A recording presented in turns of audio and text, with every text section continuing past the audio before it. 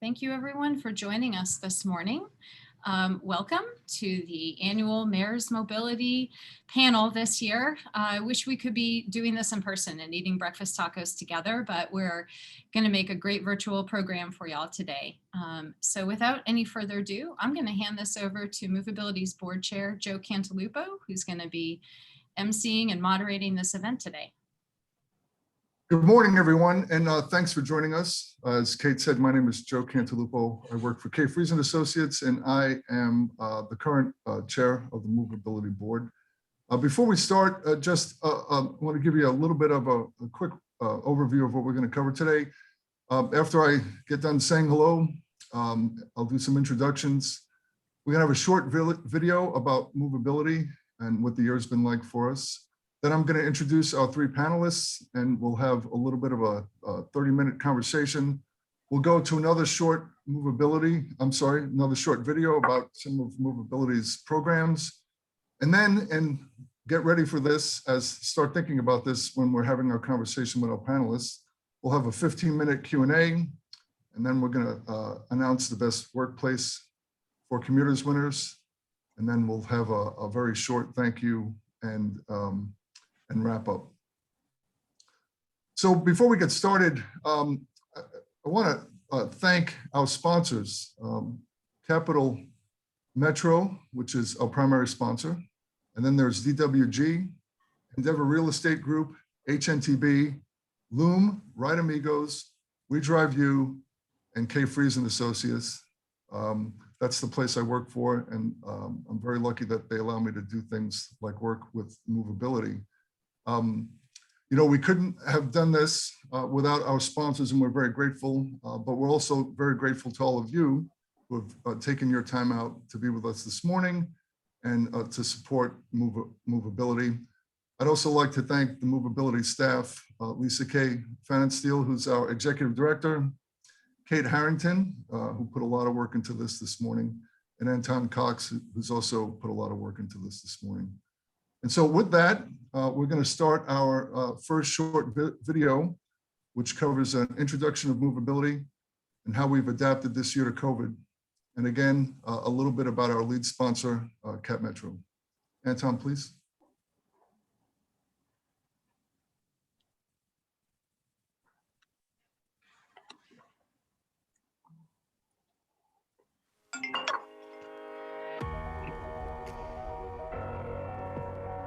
Whether it's our employers, our service providers, they have been resilient. They have proven that they have tenacity. Unsilent Night Ride, because it's fun. Mobility Games 2020. Before COVID hit, we had been singing the teleworking song for quite a long time. Any other tweaks we want to make before we get started? And you've learned all these new skills, you've been successful, work is getting done in many, many cases, including here at Movability. More work is getting done than what was getting done when people were actually in the office. So we want to applaud them, but we also want to encourage them to actually look back and see that they were very successful and how they can incorporate that moving forward. I am Lisa K. Fannin-Steele. I am the Executive Director of Movability. Movability is a transportation management association. We work directly with employers to reach their business goals and to save them time and money through mobility options and by implementing transportation demand management techniques. We reach these goals by providing our employers technical assistance, educational opportunities, activities and events that their employees can participate in, introductions to service providers, and networking events.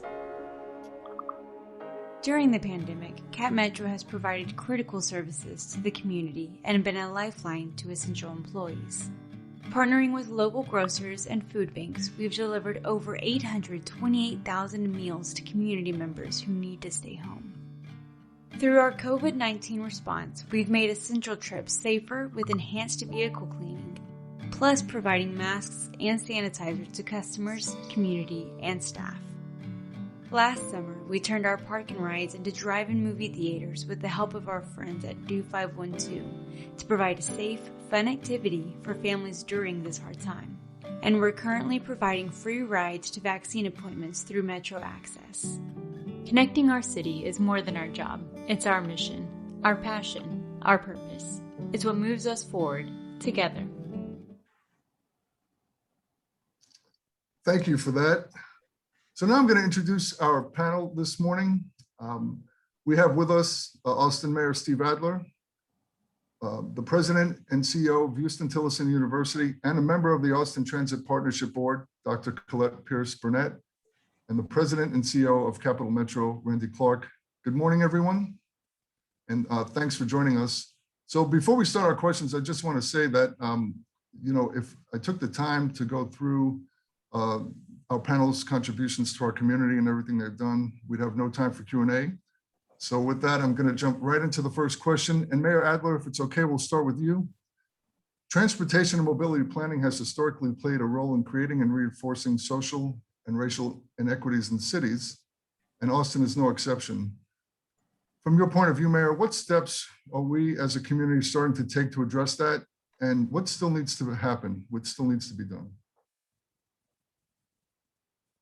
I think you have to be really deliberate when you're trying to change patterns and systems and institutions that have been set up over decades. And I think that's what we're trying to do as a community, especially in this mobility area. I think that you don't have to look back much farther than just the Project Connect vote that went to the voters, that was overwhelmingly approved, contained a dedicated $300 million spend devoted solely on equity issues, on anti-displacement measures and affordability. That kind of level of investment in this kind of project was really unprecedented in the country on a mobility effort. But it takes a lot more than that. A significant part of this project, too, is the Community Advisory Council that's going to be an integral part of the planning and how this project takes shape in our community to ensure that you have that kind of community input. The process itself was extremely inclusive and transparent. And those are just the things associated with the Project Connect piece. The Austin Strategic Mobility Plan is replete with building into the systems and the infrastructure equity issues and monitoring and goals. We see that as we increase mobility options generally in the city to make sure that all parts of our city have options. And the ability to be able to move, not only the light rail of Project Connect, but the bus and transit network, ensuring that people don't have an hour and a half transit commute to be able to get back and forth to work, which isn't sustainable. I think the answer to your question is that in order to be able to address a history of inequities that have become institutionalized and part of our systems, you have to be very deliberate and focused. You have to be ready to reach out to the community and involve all people, and you have to put resources against it. Thanks, Mayor. I like that idea of being very deliberate. Dr. Burnette, would you like to take a shot at the question as well? Well, good morning, Joe, and thank you for having me here this morning. There's not much to really add to what Mayor Adler said, other than really amplifying that it's a continuous process. And sticking with our title and the name Movability, we want movability to be something that everybody has equitable access to, irrespective of where you live in the city, what your zip code is, who you are, et cetera.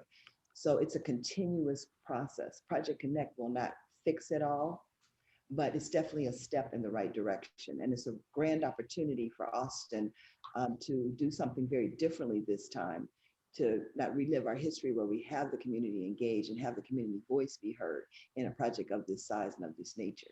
So it is a work in progress. And Randy, would you like to add to what we've heard from the mayor and Dr. Burnette?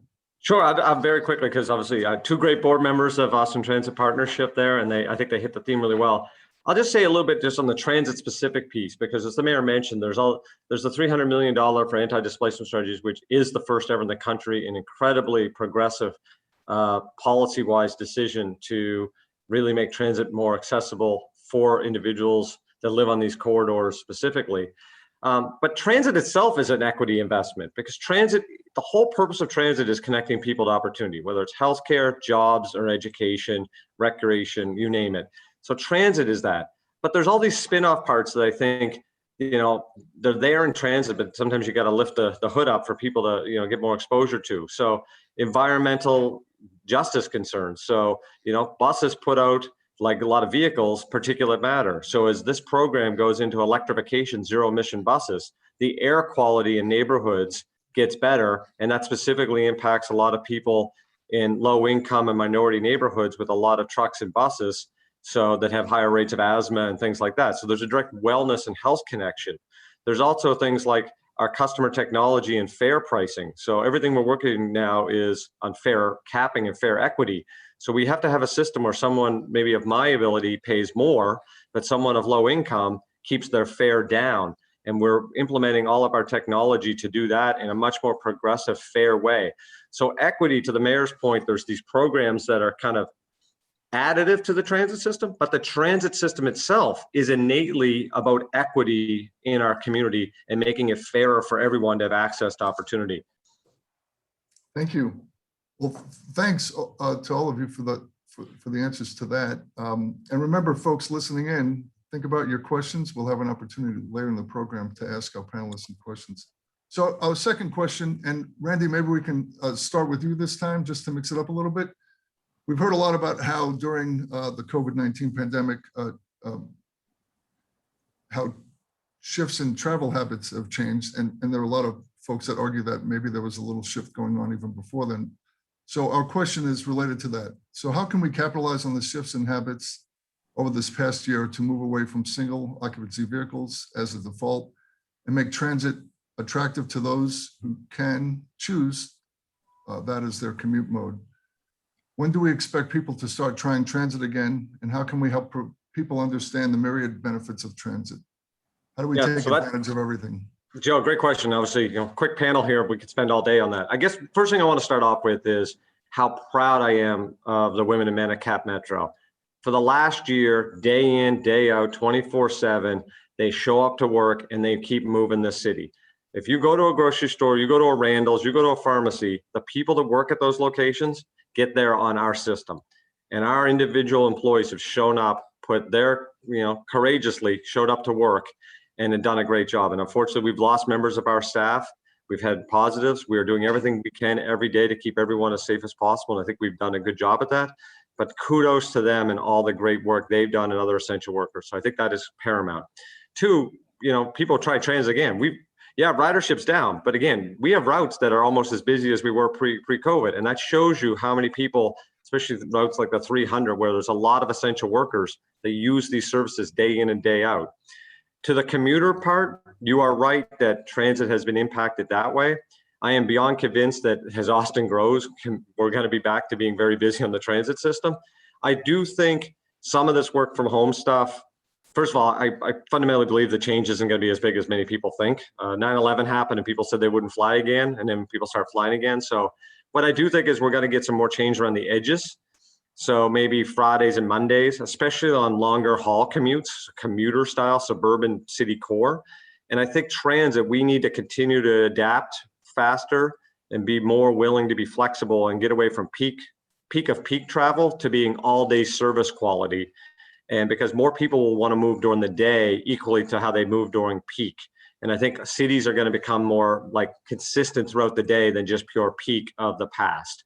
But I'm very bullish on the future of transit here in Austin, in a growing population where, quite frankly, there's not many alternatives except drive by yourself and sit in traffic for a long, long time, or get on especially as we build a much bigger transit system. Thanks, Randy. Dr. Burnette, how about you? What do you think we could do as a community to make transit more of an attractive option for folks? There are a lot of lessons coming out of COVID-19. Just this morning, I was following one of the buses in to work, to come here to campus. And I watched the different types of riders getting on, white collar, blue collar, service industry, clearly professionals getting on and off the bus. Some people going to work and some people going home from work. And I really started thinking about the fact that we take so much for granted, that this pandemic has showed us that we take people around us for granted, the people who clean our offices, the people who service in the grocery stores. And I think sometimes people look down on transit, thinking there's a certain type of person that needs transit and I don't. And I think that as the pandemic has, as we journey through this pandemic, we have to think through and appreciate people's lives and how people live their lives and how people get to where they work and what they do. And I think that that's going to change tremendously, not just even when the streets of Austin were empty at the very beginning of the pandemic. We had essential workers on campus, so I was coming to campus every day. You saw the metro buses, the CAP Metro buses, it was like a sense of normalcy with people traveling. And I think that needs to come to people's minds so that we can all start seeing that we can all use that kind of transit and really live a better quality life. I think that's a great thought, right? The idea that, the way maybe to make transit more attractive is to first understand, right, and appreciate how people use it and why. Thank you for that. Mayor Adler, you want to take a shot at that question? Well, yeah, you kind of asked two. The first one, what do we learn from the pandemic in terms of changing people's patterns and the like? I'll tell you that I'm not sure in my post-pandemic life I'll ever do a meeting in person before 10 o'clock or one that's after 4 o'clock. I think that those will all be Zoomed at this point. And I think there are a lot of people that see that capacity and facility, which I think might very well drive us away from as much peak hour traffic on our streets, which is going to have the opposite effect of removing one of the incentives that people have to get out of their cars if they're traveling in non-peak times. I think that one of the things that came out of the pandemic was actually seeing, and I think this was mentioned a moment ago, actually seeing the essential workers in our city in ways that we did not see them before, and understanding the importance for those folks in our community, but also seeing the issues they have with disparities and with health outcomes. I believe that we're going to come out of this pandemic as a more equitable city than we went into it, because there were some things that a lot of us talked about, but were easy for many people to ignore. And now it's in everybody's face. So I think there's going to be support for transit. There's going to be support for the mobility infrastructure that actually serves a large part of our population as people get more invested in being a fairer, better place. And what that's going to do, I think, all those things combined, is going to push us to make mobility options that much more attractive option in our city, both from an equity standpoint as well as recognizing the need to be able to provide for communities. I think that we make it more desirable for people to use. And I'll begin the question with, there are a lot of people that don't have any choice. I mean, there are a lot of people where this is the way that they need to get around. And we have a duty and a burden and responsibility in the community to be able to provide for that. But to the degree that we have fewer people traveling at peak hours, if that happens, and to Randy's point, I already see pre-pandemic traffic jams in our city coming back to us, so it doesn't take long for us to see that again. But these alternatives work and compete only to the degree that they are fast and convenient and available and safer and less expensive than the alternative of driving alone in a single family car. And I think that's our challenge and responsibility. I think the Proposition B that's going to significantly expand the active transportation network in our city, making it safer and better to actually be able to use for a larger segment of the community, to be able to use for a larger set of purposes, will be important. The work that Cap Metro actually started pre-pandemic with respect to rebalancing routes and increasing frequency, plus what's part of Project Connect in continuing that work. I think you have to make the alternate options more and more traffic and more preferred and competitive. Thank you. You know, when I process the things the three of you said, what I get out of your responses is, you know, appreciation for the people who run the systems, right? Very important part of getting there. Also appreciation for people for how and why they use the system, right? That could help us shift folks. And Mayor, you know, understanding that you know, the transit system, you know, is a way, right, to improve, you know, commute habits and quality of life and things like that. So there's a lot, I think you guys are right, that we can get out of that. We're going to shift gears a little bit and talk about some of the big things maybe happening in our community. We have a couple of big things going on. I think there are two projects, if I remember them correctly. One's called Project Connect, and then there's this other thing called the I-35 Capital Express Project. Hopefully most people have heard of those things. But you know, the question really is, how are these projects going to impact not just the way we move people, but other things, other areas of our community, things like affordability, health, and equity? What do we need to do to ensure that we don't perpetuate the wrongs that past large-scale infrastructure projects have inflicted on the community? So how do we take advantage of things like Project Connect and the improvements to I-35, you know, to sort of, you know, provide equity and touch other areas like affordability and things like that? Randy, how about you start us with this one, please? Sure, happy to. And you know, I think the key to the root of the question here is it's the connection point to all these different policy areas, right? So transportation is not separate from affordability and housing and economic development. They all have to work together. So to the mayor's point about competitiveness, right? I'll just be clear, and I'm going to say something that some people don't necessarily like. We have too much free parking in this city. It's really cheap to park. So again, I came out of Boston or DC, where parking is priced correctly. So if it creates competition in a marketplace for people to actually use more sustainable, more equitable forms of transportation. As long as we're going to have very cheap parking, and let's be honest, not allow the proper zoning around our corridors that we need the most compactness. Density apparently is a bad word now. So compactness at certain corridors to then, you know, if we're going to spend billions of dollars building a transit system, let's make as many people have access to that transit system as possible. That's good for the environment. It's good for equity. It's good for the economy. It's good for the tax base. So all these things, we got to start as our city grows to understand how all these things connect together. And I appreciate the mayor's leadership that he's really working hard to connect all those dots. But that, I think, is the next step for our community. We can't keep talking about housing affordability and not understand it's also connected to transportation. If someone has a cheaper place to live in Hayes County or Williamson County, but they work downtown, and then they have to go buy a car or have a 2-car family, we didn't make it more affordable. We shifted it from housing costs to transportation costs.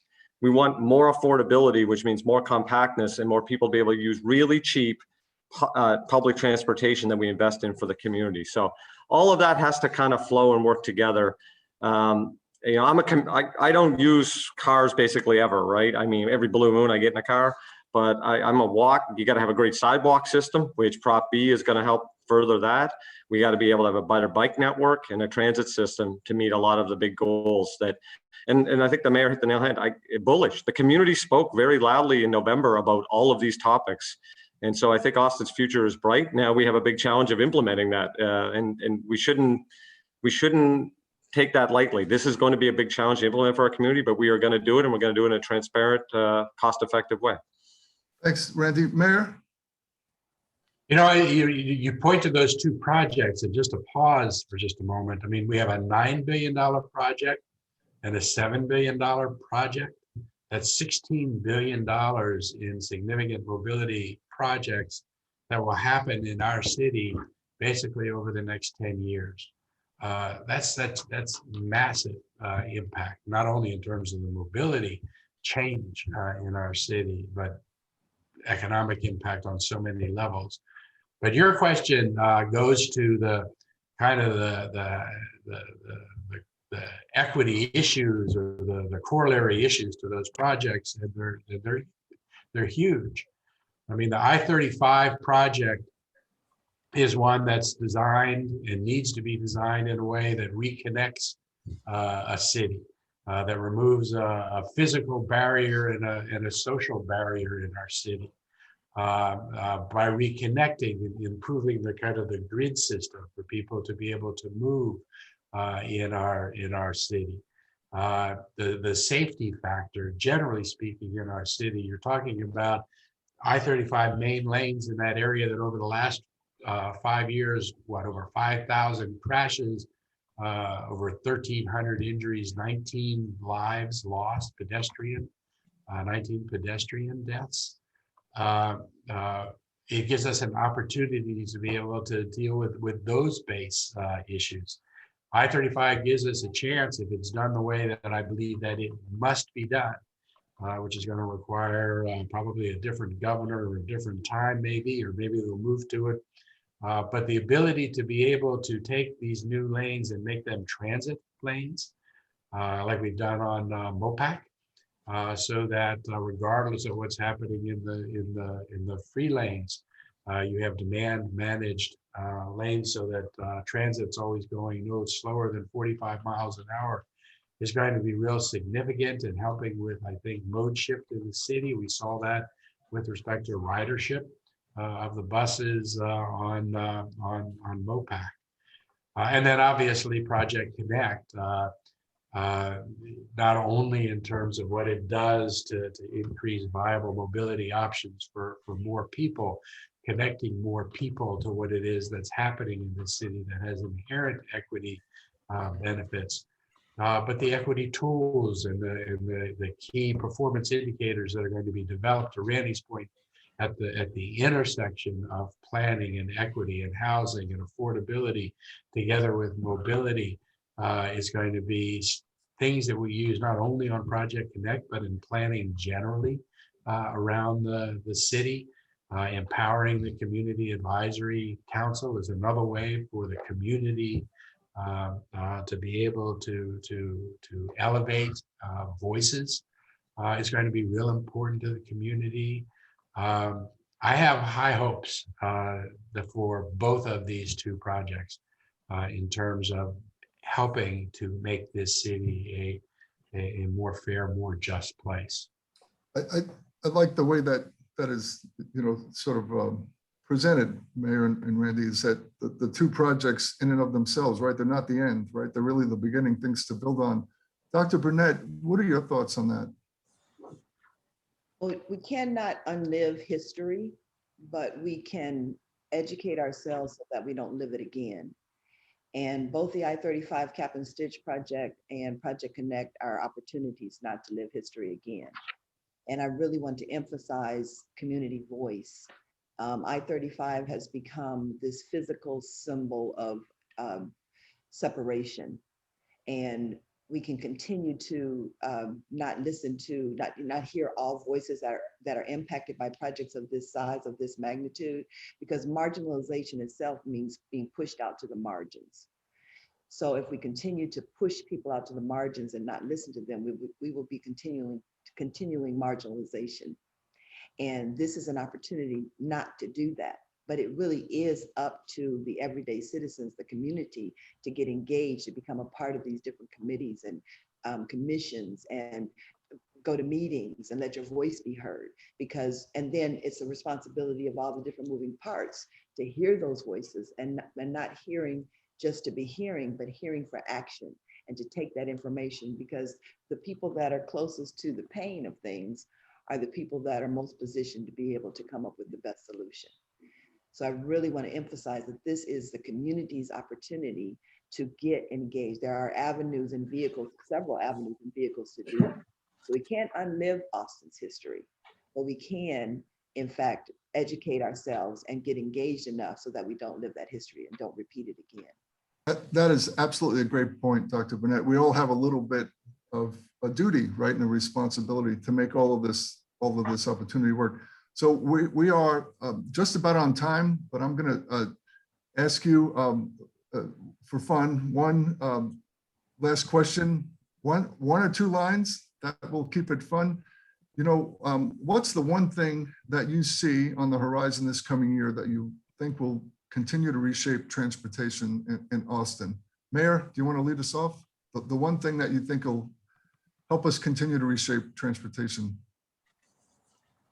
I am hopeful that the new administration will, and the new transportation department will really focus on getting dollars to local entities as opposed to allocating all that money at a higher level. Because I really do think that local communities are the best judges of what are the local needs and challenges. And I'm hopeful that now that there's a mayor as the Secretary of Transportation, that we have somebody that might be attuned to those kinds of issues. I think that there's going to be a real change in that department, both in terms of an emphasis on climate change mitigation, but also a much more significant focus on equity issues and the recognition of how transportation impacts planning and people's lives beyond just the direct mobility function. And I'm looking forward to that change this year. Thank you, Mayor. Dr. Burnette, one thing you see on the horizon?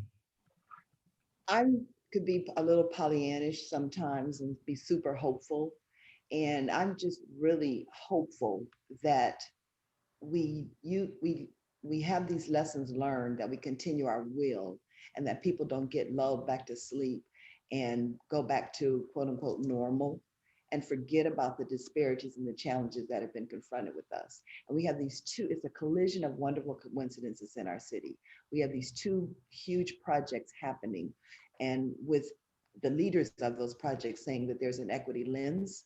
So I'm hopeful and I'm committed to continuing to lean in, and let's make this, you know, what they say in the Black Lives Matter movement. We want to make it not a moment, but a movement. And that's a movement towards equity across all lenses of life. So I'm Pollyanna about that. I'm going to stick to that, but we have to be courageous, and we have to continue to be engaged and continue to lean in. So well, that's a great thought. Thank you. Randy, one quick thing. Okay, because they covered like a really, more thematic and good stuff. I'll make mine more tactical. So I can't wait we have our first professional sports team here, and we get to a point where it's very safe to have a lot of people at that stadium going to an Austin FC game, and thousands of people are taking Cap Metro Red Line and buses. And for us to show the community how to do big special operations and move a lot of people to a big special event. And I think that alone culturally is going to get people to understand the big value of transit when we start, we're becoming a big city really fast. And that's the fun thing that I'm looking forward to, because that's going to show that the pandemic has passed on and we're ready to get back into some normalcy. So that's what my hope for. Oh, thank you. So that was a lot of great thoughts, panel. So before we go to our second video that describes some of Movability's programs, I want to remind everyone to get your questions into the Q&A box on the call. We'll be back after this short video, and we'll ask our panelists some questions. So Anton, please. Thank you.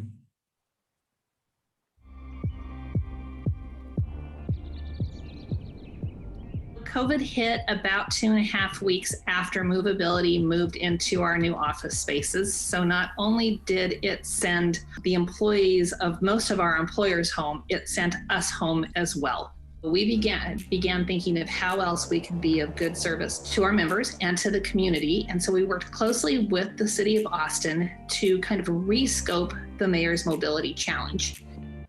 My name is Anton Cox, and I'm Movability's program manager.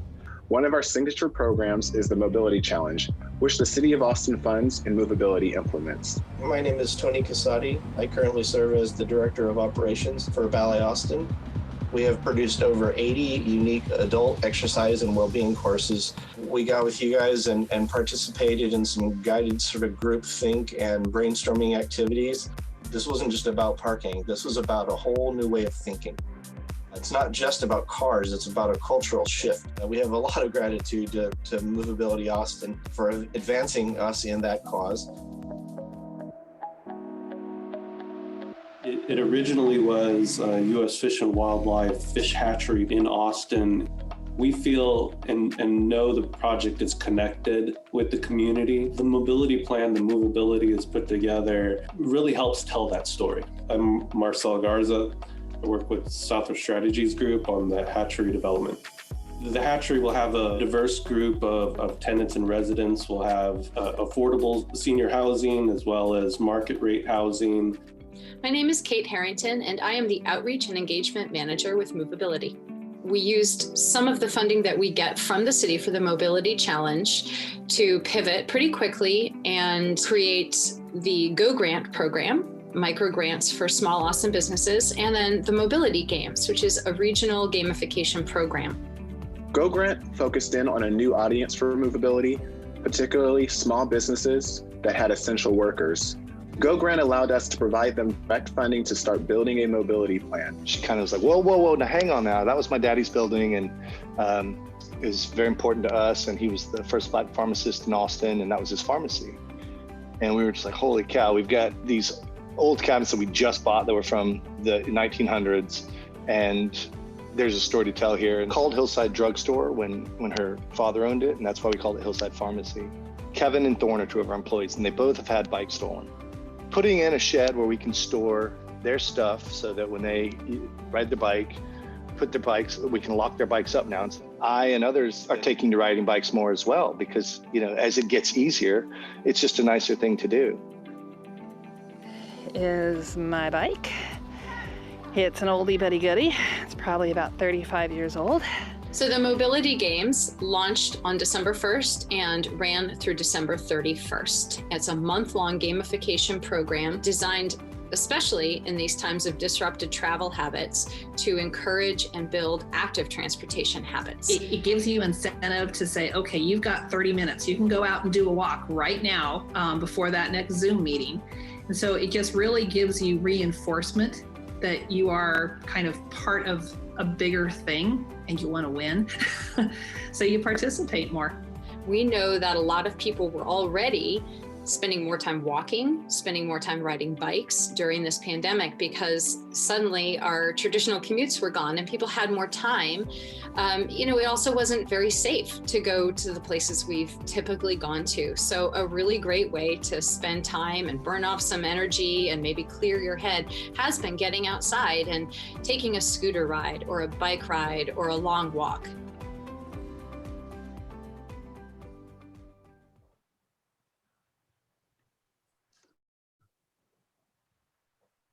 Thank you. So now we're going to do some Q&A with our panel. And Mayor, I'd like to start you. When I asked about the one big thing that you saw on the horizon, you mentioned how you were looking forward to maybe changes in how the new administration would support some of the things we're working on. So I want to build on that question a little bit. And maybe we can start with you.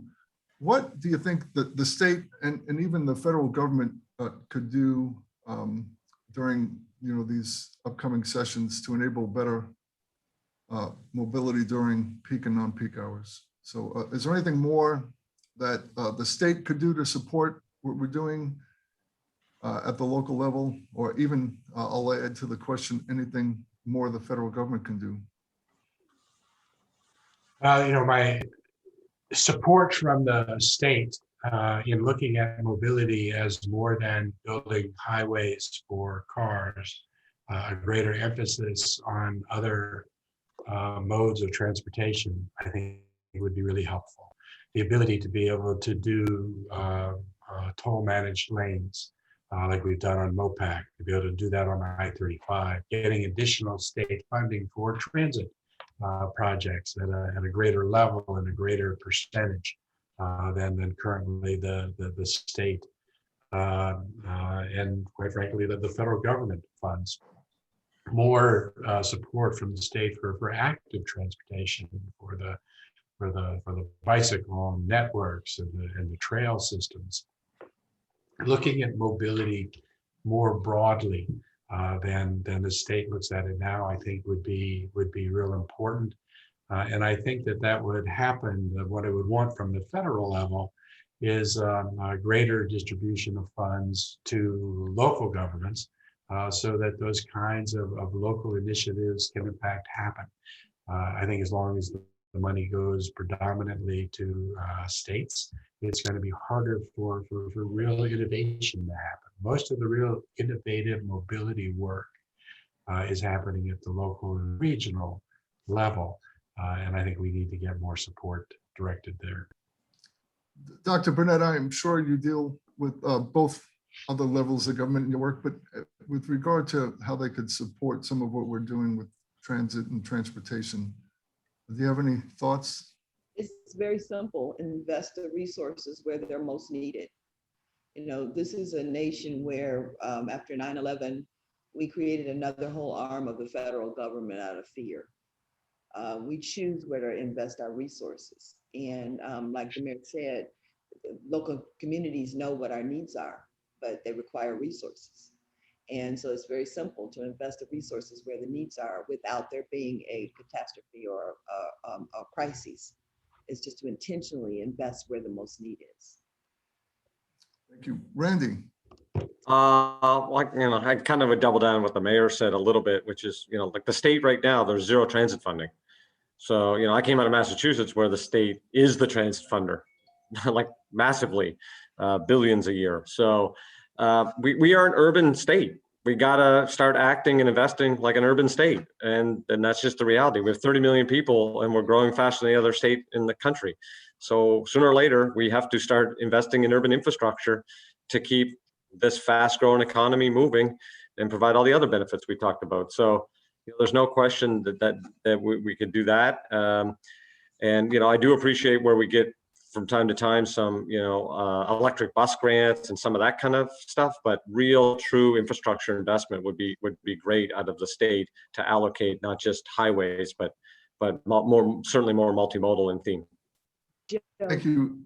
Joe, if I could add something. Oh, please. Yes. It's back to community voice, community engagement. I mean, we put people in office and then we have to hold them accountable when they set policy and build budgets, et cetera. So it circles back to everyday citizens holding the people that we put in office accountable. Thank you. Randy, this one, and Dr. Burnette and Mayor Adler, please, if you have thoughts, but we're all about promoting mobility options. And here's really sort of a basic one that's related right to the pandemic. Many people think that riding the bus is not safe because of the pandemic. Maybe you can just give us a few seconds on what Cap Metro is doing. This is a chance to get people a little more comfortable, maybe to give it a try or get back to it. Yeah, sure. So number one, we actually have to follow facts and science. So facts and science prove that transit is totally safe. There's been studies posted both internationally and nationally. You take the densest parts and biggest subway or bus operations in the world, and they have the least amount of COVID issues. So, Taiwan and Singapore and Hong Kong and Japan, because the society at large follows public health measures and believes in science, right? Let's just be frank about it. So transit is safe. We've done an incredible amount, whether it's, we were one of the first agencies in the whole country to mandate masks. And now the CDC last week through President Biden issued a mandate on that. So that reinforced what we did early. We have protected cabs around our operators. We have mask disposal or dispensers on the buses. We have social distancing, all this extra cleaning. We bought a very sophisticated air filtration system that actually kills all kind of germ matter, including COVID, on the buses. We're the first agencies to do that. We gave extra sick time to all of our employees. We gave bonuses to our employees. Our employees are getting prioritized for some vaccinations. I appreciate the mayor and others helping with that. We are doing everything humanly possible to keep our system safe. And I encourage everyone, we were trying to really keep people off the system because we were at level 5 and now we're down to level 4. Level 4 is still pretty high. So again, we only want people to be essential trips, but transit is safe. And we're going to have people back there. We can't simultaneously say transit's not safe and then bars are open and people are going to want to go to a UT football game, right? You can't work one or the other. Either things are safe or they're not safe. And our environment, we think, is very safe. Especially most people get on transit, they're on and they're off relatively quickly, and they're spaced out. So we feel good about where it is, and it's going to only get better. Thank you. Mayor Adler or Dr. Burnette, do you have anything you'd like to add? It's safe, and you just have to look at a lot of countries, as Randy indicated, that are putting millions of people regularly on their transit system. We're not finding clusters that really originate out of transit use. So I really do think that people will use transit as we increase frequency and reach and range and make it better, safer, quicker. People will use it because it's just a better way to move around. Thank you. Okay, here's a different but important question. What are you doing to ensure all mobility plans are accessible? To clarify, not just meeting the minimum ADA requirements, which often don't always hit the mark. Are you including people with disabilities in the planning? And maybe you can tell us how that's getting accomplished. I could probably address that. Probably the first is yes. So ADA is a regulatory, rule set, very, very important. And we are actually the first system in the country to be 100% fully accessible. The first bus fleet in Texas to do that. The good thing is we are building modern, right? So unlike a place like I came over, Boston was built in 1897 that started, accessibility was not thought of. So that is a forefront of what we're thinking. So ADA is obviously a regulatory framework, but way deeper than that. This is where this community involvement piece, as the mayor talked about. So we have a variety of technical committees. We were going to be setting up at ATP, Austin Transit Partnership. That will be a theme in the architectural engineering design component and the urban design component. And we just brought on, starts next month, a well-known local chief architect and urban designer who I think is going to have a big mission on that. But secondarily, at Cap Metro, we already have an access committee. So one of our two standing committees at Cap Metro report to the board are an operations committee and an access committee. And that is made up of individuals around our community in a variety of needs or abilities to impact decision-making regarding that. So infrastructure and operations has to take in not someone just in a wheel mobility device, has to be, one time I was on crutches and had to use the subway for like a month. And trust me, I learned a lot about accessibility through that lens, which is a different lens. We have to think about maybe a mom or dad with a stroller and how they get out of a station and how they can cross the street or get into an elevator, or someone from the airport with 2 bags moving around. So all of that framework has to be thought about. And that is the great use of architecture and urban design that is much larger and holistic than just the transit vehicles or the transit system. So yes, a very big part of what we do. We need to make the whole city more accessible to these services. I think that's the important issue there. ADA is critically important, and it's also nowhere near enough. And Randy was talking about how within the transit system itself, centering equity, including for those with people with disabilities, is critical.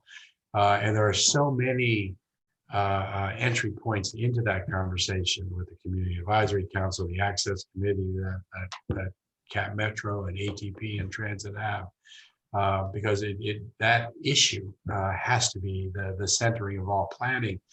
But it also goes beyond the transit system, right? We're talking about having not just a more accessible transit system, but a more accessible city. So you're talking about sidewalk investments and visibility ordinances.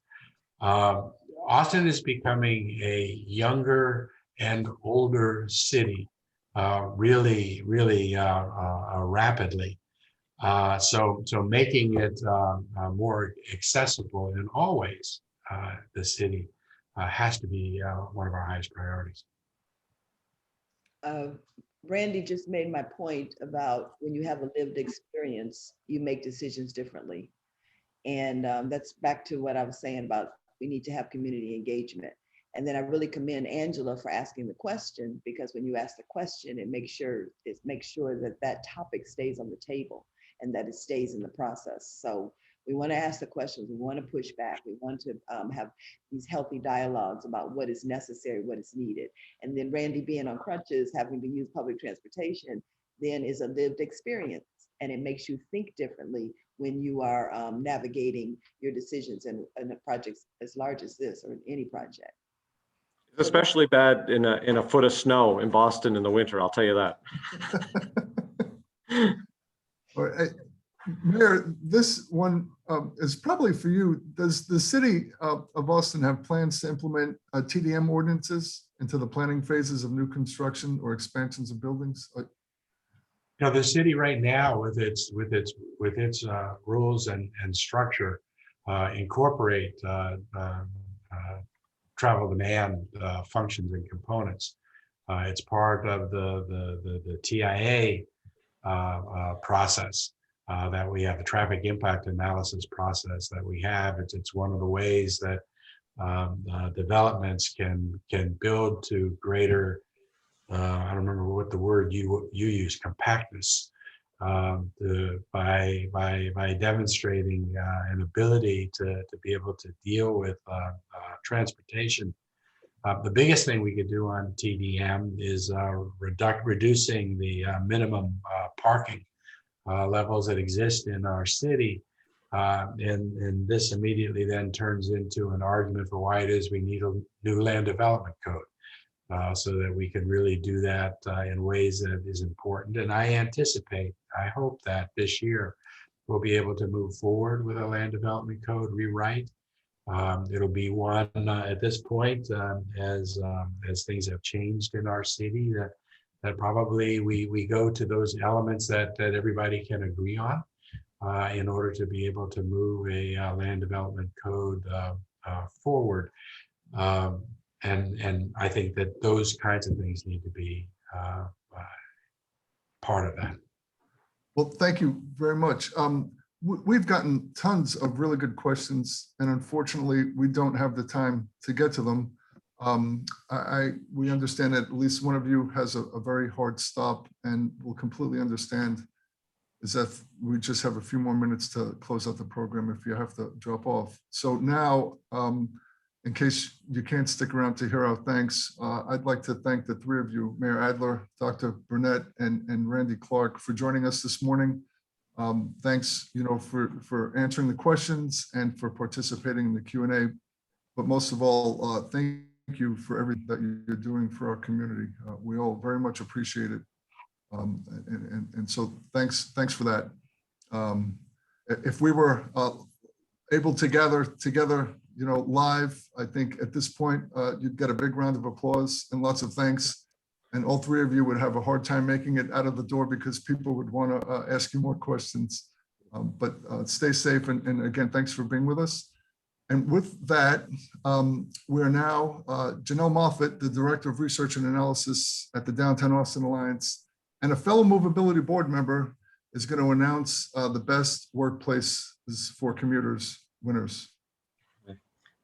Thanks, Joe. Hi, my name is Janelle Moffitt, Director of Research and Analysis at the Downtown Austin Alliance and Movability board member. Movability is proud to have a partnership with the Best Workplaces for Commuters program, which provides qualified employers and properties with national recognition for offering outstanding commuter benefits, such as strong telework programs or flexible work hours. In return for offering cutting-edge commuter benefits, having a Best Workplaces for Commuters designation gives employers a boost when it comes to recruitment and retention. This year, we are proud to announce the following sites and workplaces that have earned a place on the Best Workplaces for Commuters list. The Movability members who made the Best Workplace lists are 301 Congress, Archer Malmo, Capital Area Metropolitan Planning Organization, Capital Metro, Cirrus Logic Inc., City of Austin, Downtown Austin Alliance, DWG, Google, IBM, Maxwell Locke and Ritter, Silicon Labs, Texas Mutual Insurance Company, the Thrival Company, and Whole Foods Market. We congratulate you.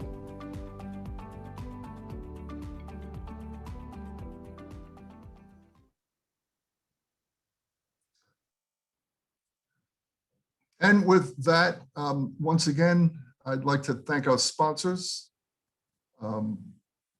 Capital Metro, DWG, Endeavor Real Estate Group, HNTB, Loom, and K. Friesen Associates. And I'd like to thank all of you for joining us this morning. Stay safe and commute well. Thank you.